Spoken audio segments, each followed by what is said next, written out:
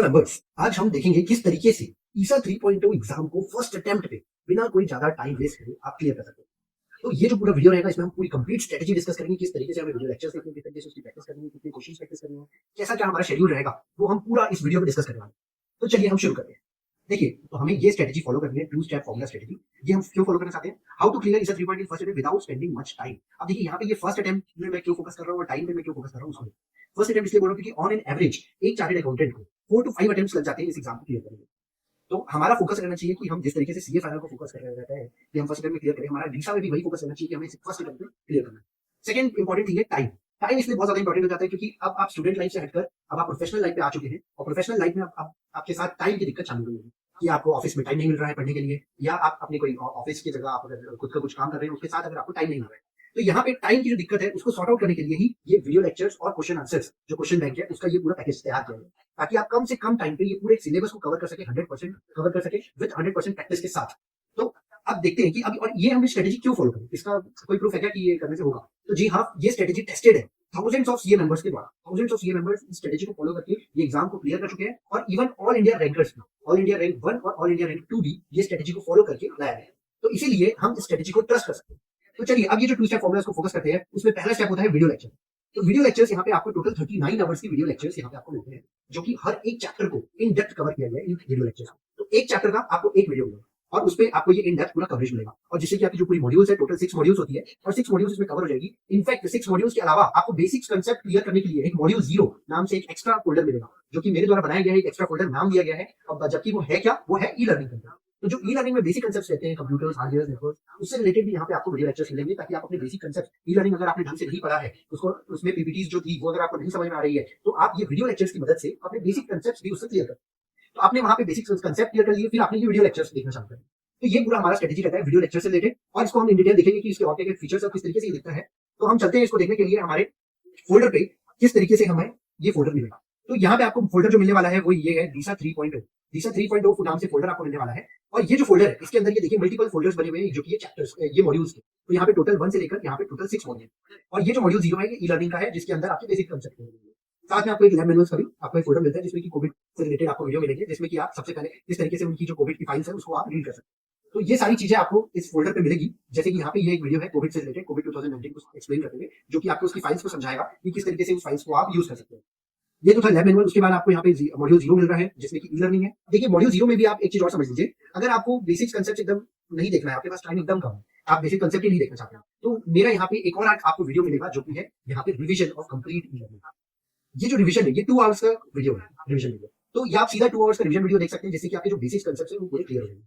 और अगर आप इन डेप्थ, अगर आपके पास समय है और आप इन डेप्थ पढ़ सकते हैं, तो आप चैप्टर 1 से चालू करिए, जहाँ पे आप पूरा hardware, software, database, networking, IP networks, ये क्रिप्टोग्राफी, ये सब चीजें क्या होती है, क्योंकि ये पूरे कोर्स में आपको काम आने वाली है। थोड़ी कॉम्प्लिकेशंस इसमें रहती है, टेक्निकलिटीज रहती है, इसीलिए इसको एडवाइजेबल तो ये है कि आप इसको चैप्टर 1 से पढ़ें पूरा, और फिर उसके बाद रिवीजन वीडियो, तो वो और आप अच्छे से कांसेप्ट्स को ग्रैस्प कर पाएंगे। अब देखिए इससे क्वेश्चंस का वेटेज नहीं है, तो इसलिए इसमें से क्वेश्चन नहीं आएंगे इस ई लर्निंग कंटेंट से, तो इसलिए आपको कुछ भी चीज रटना नहीं है, सिर्फ और सिर्फ कंसेप्ट समझनी है। अगर आपने कंसेप्ट समझ लिए तो इससे रिलेटेड कंटेंट आपको पूरे मॉड्यूल्स में मिलने वाला है, तो वो आपके लिए बहुत आसान हो जाएगा। तो ये तो था सबसे पहले, इसीलिए ही आपके कोई कोर्स में, जब इंस्टीट्यूट ने ई लर्निंग कंटेंट को ऑनलाइन रखा है, तो उसको चालू करने से पहले ही ई लर्निंग कंटेंट में ये सारे कंसेप्ट्स को आपको पढ़ाया जाता है। इसीलिए अगर आपने वहां पे नहीं पढ़े ढंग से, तो आप यहाँ पे कम से कम कंप्लीट कर लीजिए इस ई लर्निंग। जब आप ये कंप्लीट कर लेते हैं, उसके बाद आप आगे चैप्टर्स पे बढ़ सकते हैं। जब आप चैप्टर्स में बढ़े, उससे पहले मैं आपको एडवाइस करूंगा कि आप यहाँ पे ये जो मास्टर चार्ट है, एक यहाँ पे आपको एक मास्टर चार्ट मिलेगा और एक वो स्ट्रेटेजी की फाइल मिलेगा।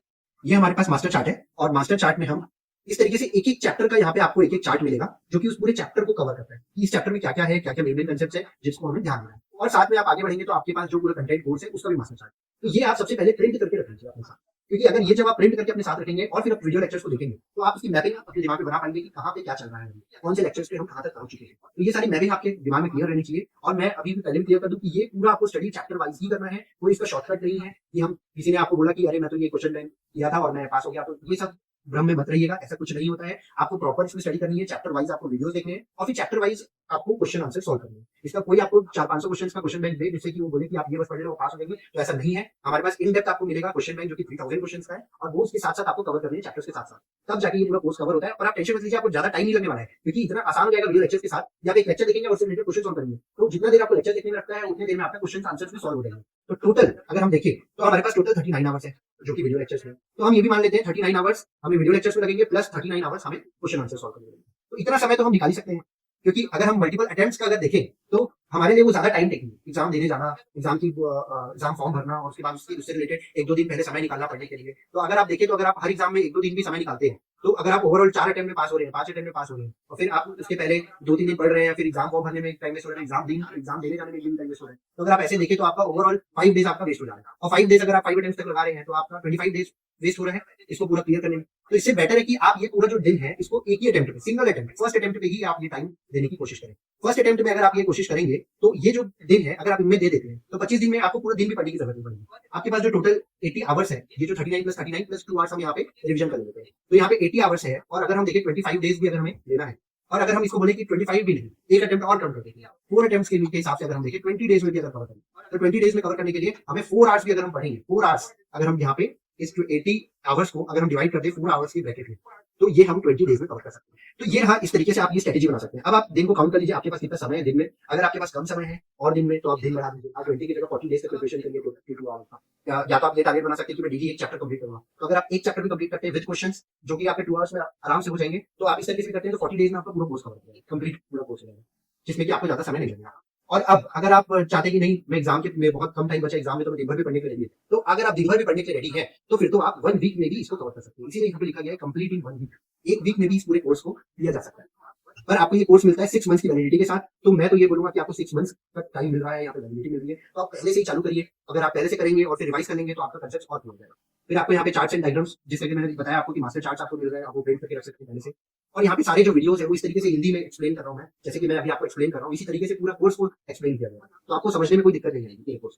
तो ये तो था हमारा स्टेप 1। स्टेप 1 हमने देख लिया है कि किस तरीके से हमें कवर करना है और पूरे कोर्स को लेकर चलना है। अब हम चलते हैं स्टेप 2 की तरफ। स्टेप 2 में हमें आता है क्वेश्चन सॉल्व करना।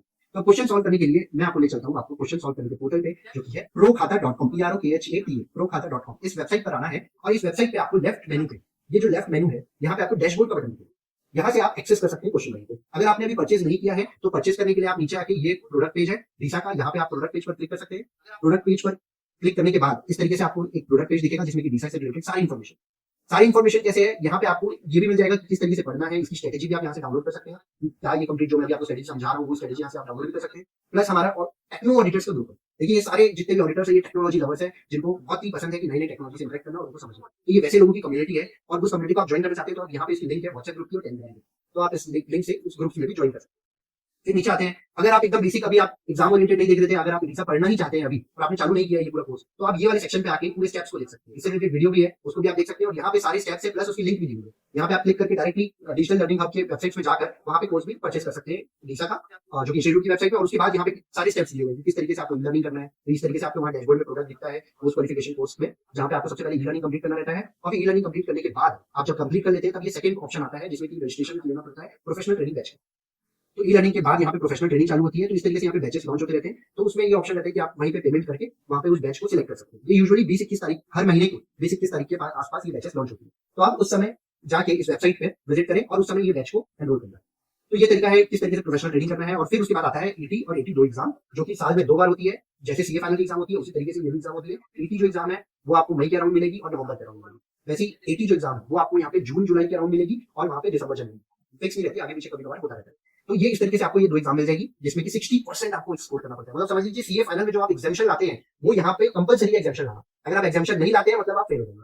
तो यहाँ पे यही सबसे ज्यादा ट्रिकी रहता है कि यहाँ पे आपको एग्जामिशन लाना कंपलसरी है, तभी आप यहाँ पे पास होते हैं, क्योंकि ये पासिंग परसेंटेज ही यहाँ पे 60% है।